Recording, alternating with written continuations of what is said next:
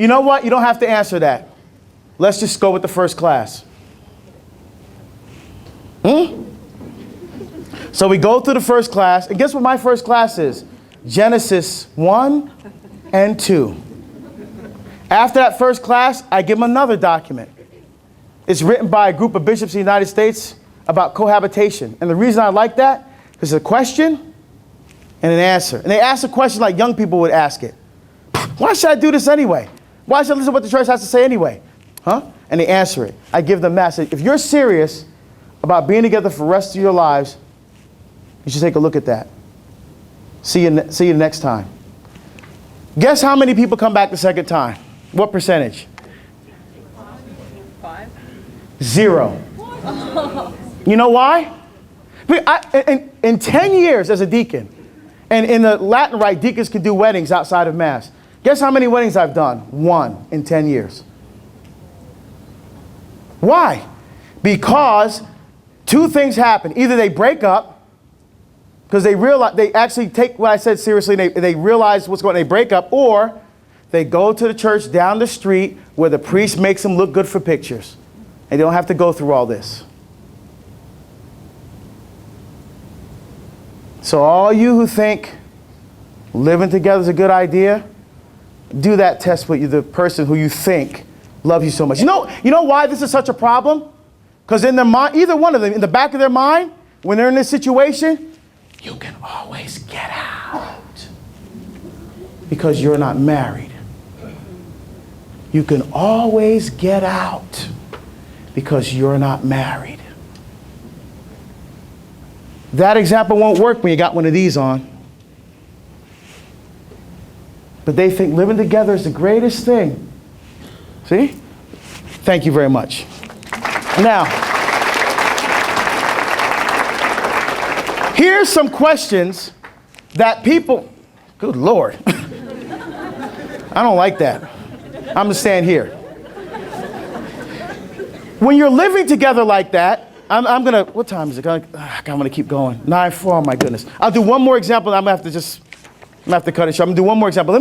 When you're living together, you can't be objective.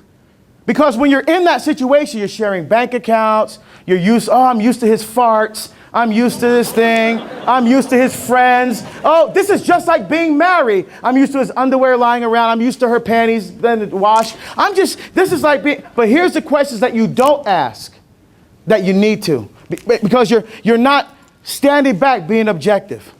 Has this relationship brought me closer to God? Would I like my children to grow up to be like him? Is he 100% faithful? Does he respect my purity? Does he bring out the best in me? You can't ask those questions when you're so wrapped up. You can't see. Oh, I got to skip some stuff I want to do. Okay. All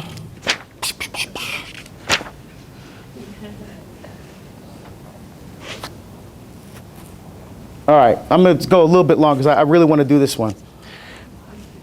I am not afraid to give challenging homilies when I preach. In Latin Rite, the deacon preaches sometimes. It's not because the pastor, he's the shepherd.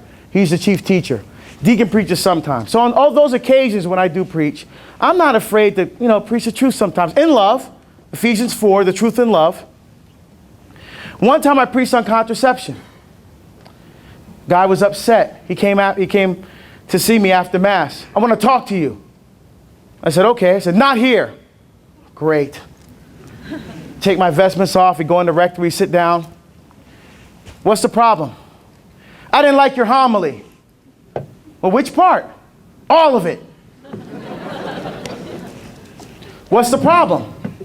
My wife doesn't want to have sex with me anymore. Ooh, that's not good. Tell me about the last time I said, are you guys contracepting? Look, let me tell you something, Deacon.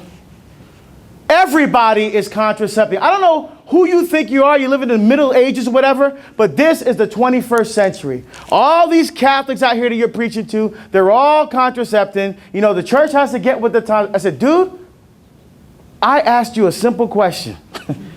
Are you and your wife contracepting? Yeah, of course we are. What does that have to do with anything? I said, I'll get back to that.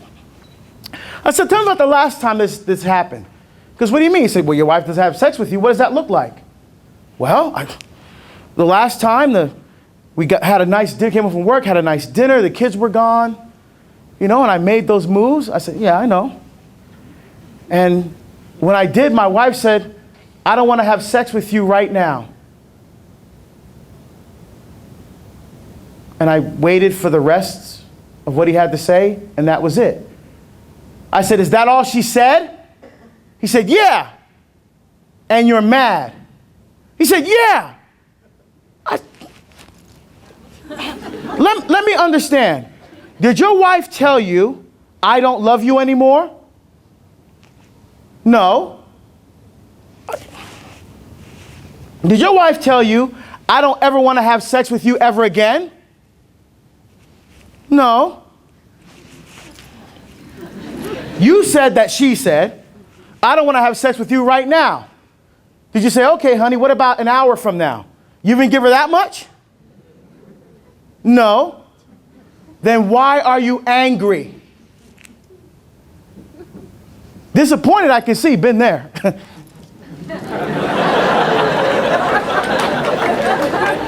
I said, but why are you so angry? And he couldn't tell me. I said, let me tell you why you're angry. And it said, because you're contracepting. Let me explain to you. Love and life are two things that God never intended to be separated. From the very beginning, a covenant relationship, he established the covenant, they sealed it. Genesis 2, they established the covenant, they became one flesh. That's God's design. What you've done by contracepting, you've driven a wedge between love and life. You've driven a wedge between it and pulled those two things apart, and you've created an emptiness, a chasm, a void. And when you have that kind of emptiness in your life, what do you fill it with? Pleasure. So I took up my wallet and I slammed it on the table. I said, I bet you anything. After your wife said that to you, you went on your computer, you went to your porn site, and you took care of things yourself, didn't you? He said, yeah, I did. I said, you know why you did that? Because you're Satan's whore. That's why you did that. You are a slave to Satan. Pleasure is your God. Pleasure is your God. And I bet you something else. That when your wife is menstruating and you can't have sex, you say, well, honey, you could do something else for me. I said, you say that to her with the same mouth that she receives Jesus in the Eucharist with?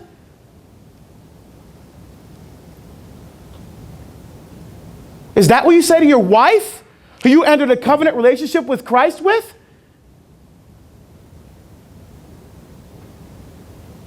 And he started to cry.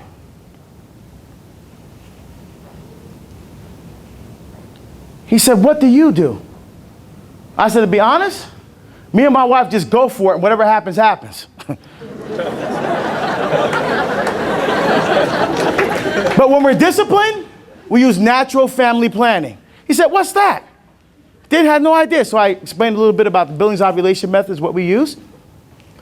And he said, well, what's the difference between that and contraception? I said, thank you for asking that.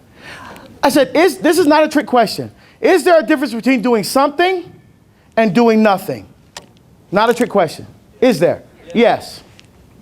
By contracepting, you are deliberately putting a barrier, a wedge, no matter if you're using a condom, a diaphragm, a pill, whatever it is, blocking the love, life, intimacy relationship. Now, the goals may be the same. We don't want to have children right now.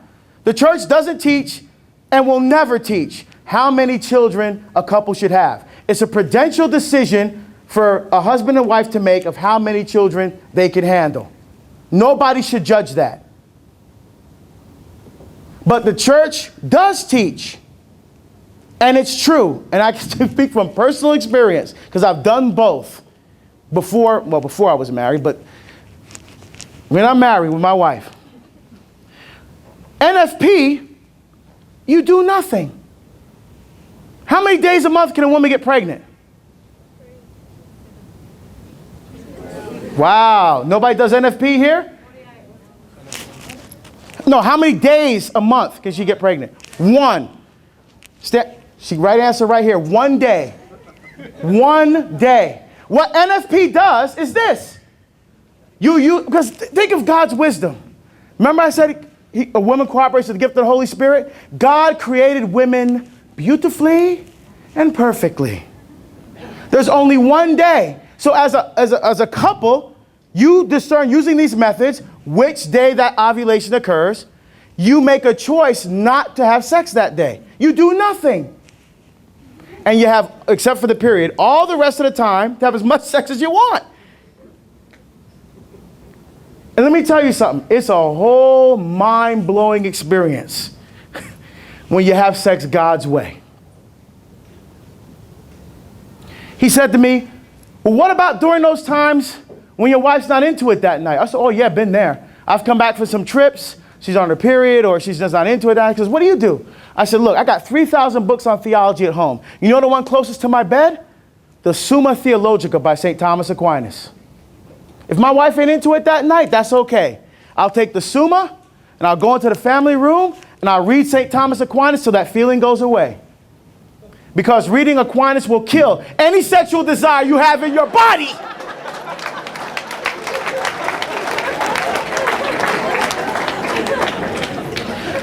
Trust me, gentlemen, it works. And I told him, I would rather, and that's true, I actually do that.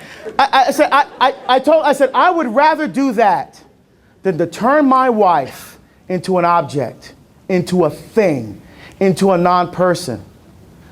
Because I always want to see my wife, who is the mother of my children. In fact, I want to see every woman the way God sees her. I want to look at every woman through God's eyes. That's why I will never contracept.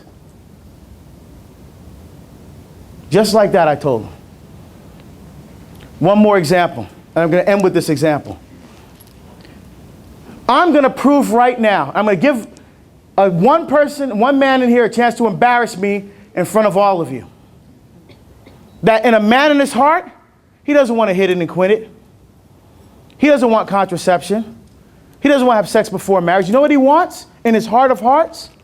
He wants what St. Joseph had.